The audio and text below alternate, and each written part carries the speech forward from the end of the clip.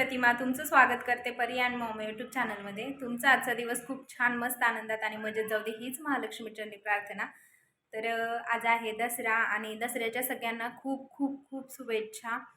तर आता मी घरातली बाकीची माझी सगळी कामं आवरलेली आहेत. आता फक्त देवपूजा आणि स्वयंपाक राहिलेला आहे. तर ते मी करून घेणार आहे आणि रांगोळी थोडीशी काढायची राहिलेली आहे, ती पण काढणार आहे. आता मी ती काढून घेते आणि सगळ्यात अगोदर मी देवांची पूजा करून घेते, कारण 10 दिवस घट बसले असतात, त्याच्यामुळे देवांची पूजा केली जात नाही. तर 10 दिवसानंतर आज मी सगळे देव घासून पुसून किंवा मग जो कलश आहे ना मंदिरामध्ये मी ठेवते, तो कलश पण व्यवस्थित छान घासून पुसून देवपूजा करणार आहे. आणि कलश आता सध्या मी घासून घेतलेला आहे आणि त्याच्यानंतर मंदिराची देवपूजा करते. तर देव वगैरे सगळे घासून घेतलेले आहेत आणि आता मी फुलं पण ठेवणार आहे. जे हार वगैरे बनवण्यासाठी फुलं घेऊन आलेली होती झेंडूची, तीच आज फुले मी मंदिरामध्ये माळते. आणि तुम्ही हा हार बघत आहात, हा हार पण मी कालच आणलेला आहे, कारण मला खूप आवडला हा हार. मंदिराला लावलेला तो खूप दिवस झालं मला घ्यायचा होता, पण घेणंच होत नव्हतं, कारण कोणत्या ना कोणत्या कारणावरून राहतच होतं. तर फायनली आज त्याला मुहूर्त लागला आणि घेतला मी. हे माझं छोटूसंच मंदिर आहे आणि मला खूप आवडतं हे मंदिर. एकदम छोटूसं नाजूकसं आहे आणि सगळे देव पण त्याच्यामध्ये व्यवस्थित बसले जातात, कारण जास्त देव नाही आहेत, बाकीचे सगळे देव घरी आहेत. जेवढे काही आहेत तेवढ्यांची पूजा मी दररोज करते. तर तेच देव आहेत आणि एक कलश पण आहे. तर आता इथे मी दिवा प्रज्वलित करून घेते आणि ही अशी माझी रोजची देवपूजा असते. मला खूप छान वाटतं रोज देवपूजा केल्यानंतर, दिवस अगदी छान जातो. आणि आज तर काय दसरा आहे, त्याच्यामुळे देवपूजा तर करायलाच हवी, कारण घरात खूप प्रसन्न वातावरण राहतं. धूप, दिवा, अगरबत्ती हे सगळं माझं रोजच्या रोजचं रुटीन असतं. आणि मंत्र पण मी रोजच्या रोज लावते, सकाळी संध्याकाळी. खूप छान म्हणजे एक पॉझिटिव्ह वाइब्स येते मंत्र लावल्यानंतर, म्हणून मग मी मंत्र पण लावत असते. तर आता इथं मी अगरबत्ती वगैरे सगळं लावून देवपूजा व्यवस्थित छान केलेली आहे. आणि मला थोडंसं मोठं मंदिर घ्यायचं आहे. हाऊस पण आहे, पण आहे हे मंदिर मला खूप आवडते, त्याच्यामुळे मी हे मंदिर अजून थोडे दिवस तरी चेंज नाही करणार आहे. खूप छान वाटतं ह्या मंदिराकडे बघून, खूप पॉझिटिव्ह वाइब्स येते. आणि हे मंदिर मी तुम्हाला सांगू इच्छिते की हे मंदिर मी कधी घेतलेलं आहे. तर माझ्या वडिलांनी मला असंच म्हणजे पैसे दिले होते ₹500. तर त्या ₹500चं मंदिर आहे हे, आणि मला खूप आवडलं होतं त्यावेळेस. नाजूकसं पाहिजे होतं मला, म्हणून मी त्यावेळेस घेतलेलं. आणि खूप छान आहे, बरेच वर्ष झाली ह्या मंदिराला. तर आता मी देवपूजा करून घेतलेली आहे आणि त्याच्यानंतर जे काही पुढचं रुटीन आहे ना, ते पण रुटीन मी तुमच्याशी शेअर करणार आहे. कारण आज मी पुरणपोळी पण बनवणार आहे आणि पुरणपोळीचा सगळा व्हिडिओ मी तुमच्याशी शेअर करते. बाकी दुसरा आजचा कोणताच व्हिडिओ मी तुमच्याशी शेअर नाही करणार आहे. म्हटलं होतं आज व्हिडिओ नाही बनवायचा, पण दसरा आहे आणि आजची सुरुवात तर चांगली झाली पाहिजे, त्याच्यामुळे मी देवपूजेपासून सुरुवात केलेली आहे. आता देवपूजा झाल्यानंतर मी पहिली पुस्तकांची वगैरे पूजा करणार आहे. आणि दसऱ्याला जे काही आपल्या घरामध्ये पुस्तकं वगैरे असतात किंवा म्हणजे ज्या काही वस्तू आपण वापरतो, जी लक्ष्मी असते आपली, तीच लक्ष्मी आपण पूजली जाते. तर ती मी आज इथं पूजा करते आणि छानपैकी अशी आजची पूजा झालेली आहे. आणि तुमच्या घरी पण अशीच पूजा करतात का, हे मला नक्की कमेंटमध्ये सांगा. मी तर अशीच मांडली आहे, एकदम साधी आणि सिंपल. तर तुम्ही पाहू शकताय. आणि थोडीशी रांगोळी पण काढून घेणार आहे. खरं तर ही रांगोळी पाटीवरती किंवा मग वहीच्या पानावर काढतात. वहीच्या पानावर मी काढलेले आहे, तिथे पण पूजा केलेली आहे, पण खाली पण मी ही अशी रांगोळी काढते.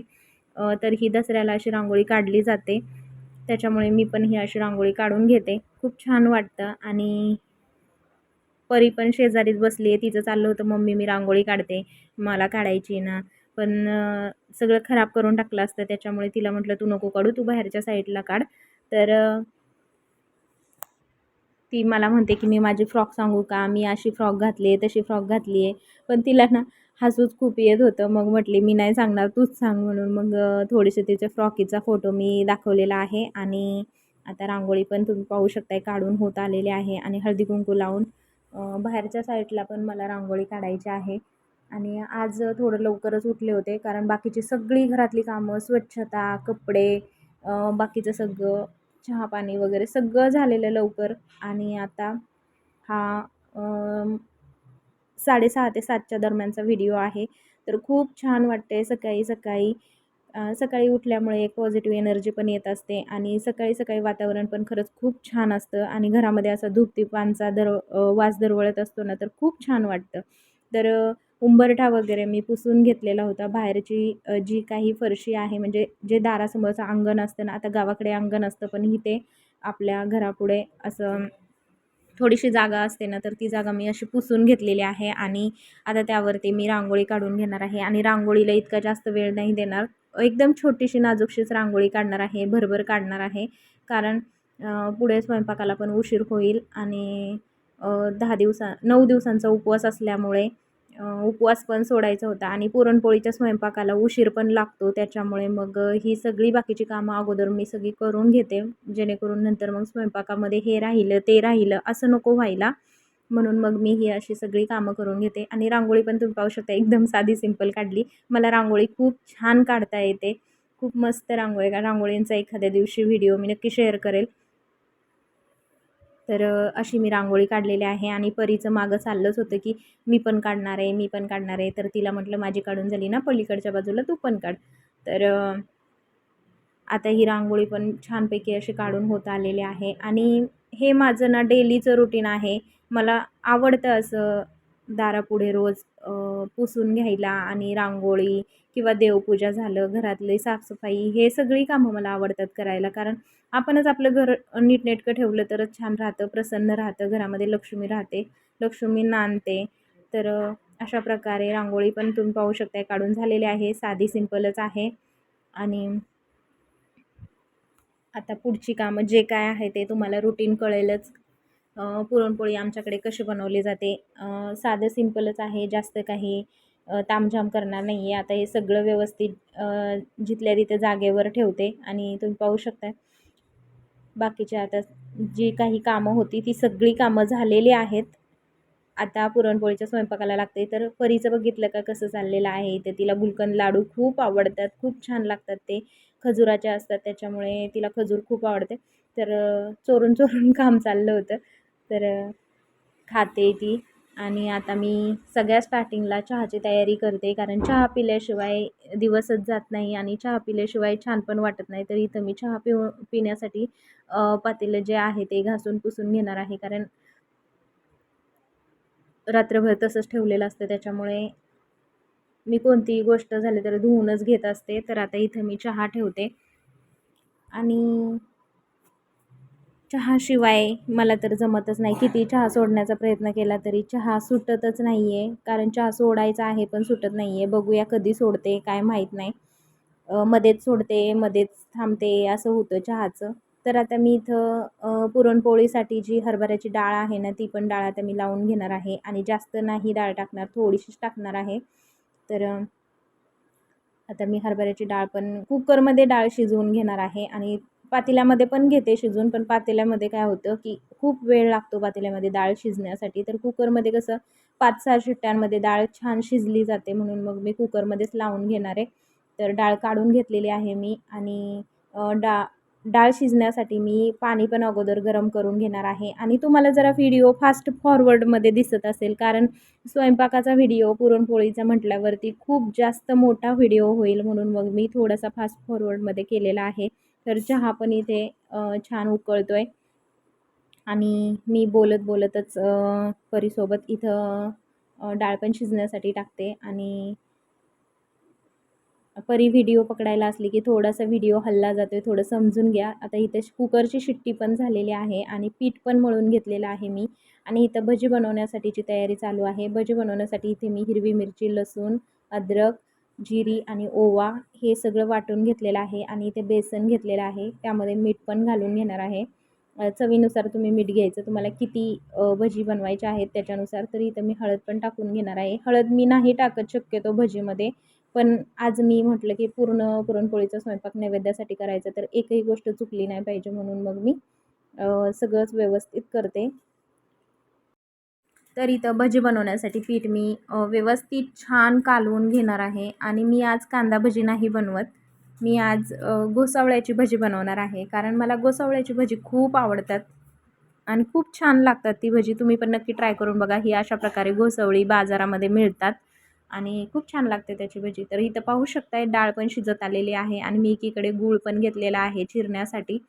तर आता ही येळवणी आहे ना, म्हणजे जे डाळीचं पाणी असतं ते सगळं मी काढून घेतलेलं आहे आणि एक साईडला परत पुन्हा त्याच कुकरमध्ये भात पण लावून घेणार आहे.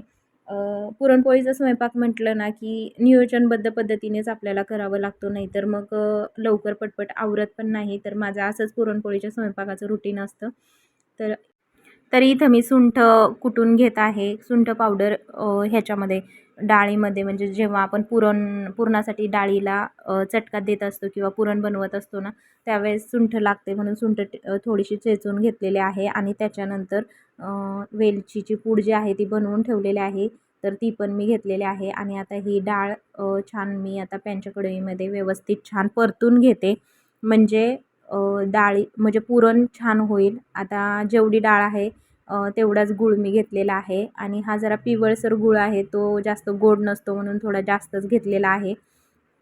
तर 9 दिवसाचा उपवास आहे. तर खूप छान पुरणाचा पण वास येत होता आणि उपवास पण सोडायचा होता. तर भूक पण खूप लागलेली होती. त्यामुळे माझा हा स्वयंपाक असा पटपट चालू आहे.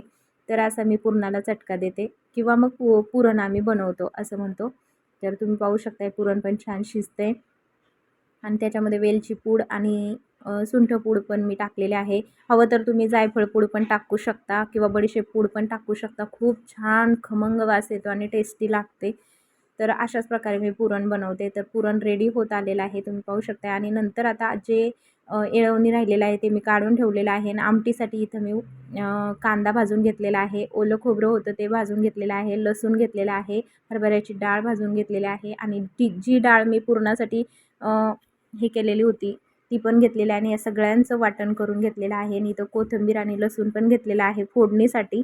आणि तेल गरम केले कढईमध्ये त्याच्यामध्ये जिरी मोहरी याचा तडका देऊन नंतर मग लसणाचा पण तडका देणार आहे. खूप छान लागते. हवं तर तुम्ही त्याच्यामध्ये कढीपत्ता घालू शकता. कढीपत्ता घातला तर आमटीला खूप छान टेस्ट येते. आता माझ्याकडे कढीपत्ता अवेलेबल नव्हता त्याच्यामुळे मग मी लसूणच टाकलेला आहे. हवं तर तुम्ही खोबरं पण टेचून टाकू शकता. खूप छान टेस्ट येते. तर अशीच आम्ही आमटी करतो. तर आता ह्याच्यामध्ये थोडंसं हिंग टाकते. हिंगामुळे आमटीची टेस्ट छान येते. मला हिंग खूप आवडतं. कोणत्याही भाजीमध्ये मी हिंग टाकते. इव्हन वरणामध्ये सुद्धा टाकते. कारण वरणामध्ये हिंग जर टाकलं ना खूप छान टेस्ट येते. तर आता वरून थोडा कोथिंबीरीचा तडका पण देणार आहे मी आणि त्याच्यानंतर हळद पण घातलेली आहे. आणि पलीकडे राईस पण शिजलेला आहे. गॅस बंद केला आहे मी. आता हा घरचा मसाला आहे काळा मसाला. तर तो मसाला मी 1.5 चमचा घातलेला आहे आणि जरा झणझणीतच आमटी करणार आहे मी. झणझणीतच खातात आमच्या इकडे एकदम म्हणजे तिखट खातात. तर आता इथं मसाला वाटून घेतला आहे मी. तो मसाला पण मी त्या जो मसाला मी ॲड केला आहे त्या मसाल्यामध्ये हा वाटलेला मसाला ॲड करून आता छानपैकी परतून घेते. आणि हे छान असं परतून घेतलं आहे तुम्ही पाहू शकता आणि जी येळवणी मी बाजूला काढून ठेवली होती ती पण येळवणी मी त्यामध्ये ॲड केलेली आहे आणि वरून लाल मिरची पावडर म्हणजे जी काश्मीरी लाल मिरची असते ना ती पण अर्धा चमचा मी घातलेली आहे. आणि इथं जेवढी तुम्हाला आमटी हवी असेल पातळ घट्ट तेवढी तुम्ही करू शकता. इथं भात पण रेडी झालेला आहे आणि इकडं आमटीला पण उकळी फुटलेली आहे आणि उकळी फुटल्यानंतरच मी मीठ घालते आमटीमध्ये. तर आता चवीनुसार मीठ घातलेलं आहे आणि शेवट आता कोथिंबीर पण त्यामध्ये ॲड करते. तर इथं आता आमटी छान छान उकळते एकदम खळखळून. आमटी रेडी झाली आपली आणि थोडीशी आता मी ठेवते बाजूला आणि त्यानंतर जे पुरण करण्यासाठी घेतलं होतं ना ते पुरण पण मी वाटून घेणार आहे. तर गरम गरम आहे तोपर्यंतच पुरण वाटून घेतलं ना की पटपट बारीक होतं. तर असंच मी पुरणाच्या चाळणीमध्येच मी पुरण बारीक करून घेते. कोणी कोणी मिक्सरमध्ये करून घेतं. पण मिक्सरमध्ये इतकं जास्त बारीक होत नाही. तर तुम्ही पाहू शकता आमटीला किती छान कट आलेला आहे आणि छान आमटी तयार झालेली आहे. तर त्याच्यानंतर आता जे काही पापड, कुरडई वगैरे असते ते मी तळून घेणार आहे. आम्ही इतकं जास्त ह्याचे शौकीन नाही आहे. मला जास्त आवडत पण नाही मी खात पण नाही. पण हे सणावाराला करावं लागतं त्याच्यामुळे मग मी हे सगळं व्यवस्थित छान तळून घेते पापड वगैरे. आणि हे घरी बनवलेलं आहे सगळं मम्मीने आणि खूप छान आहे, खूप टेस्टी आहे. ह्याच्या सगळ्याच्या रेसिपी उन्हाळ्यात बनवते ती. जर उन्हाळ्यात मी तिकडं गेली तर त्यावेळेस मी तुम्हाला नक्की ह्याच्या रेसिपी शेअर करेन कारण खूप छान टेस्ट आहे ह्याची. आणि भज्याचं पीठ पण मी इथं कालवून ठेवलेलं होतं तर ते भजी पण मी व्यवस्थित काढून घेणार आहे आणि हे सगळं तळून घेते आता मी तुम्ही पाहू शकताय. आणि हे तांदळाचं जे वेडे आहेत ना ते पण खरंच खूप कुरकुरीत आणि छान लागतात. तर आज माझ्याकडे मेथीची भाजी अवेलेबल नव्हती, कारण नैवेद्यासाठी मेथीची भाजीचा मान असतो आणि मेथीची भाजी खरंच नैवेद्यावर खरंच खूप छान दिसते, पण नव्हती त्याच्यामुळे मग मी तसंच ॲडजस्ट केलं आणि लक्षात पण नाही रात्री माझ्या मेथीची भाजी आणायची. तर आता मी ही घोसावळ्याची भजी आहेत ती मी व्यवस्थित छान काढून घेते. तेल पण खूप तापलेलं होतं आणि तुम्ही पाहू शकता मी अशाच प्रकारे छोटी छोटी एकदम भजी बनवून घेते आणि अशीच मी भजी बनवते आणि असंच त्याच्यामध्ये सगळे व्यवस्थित वस्तू वापरून छान भजी होतात.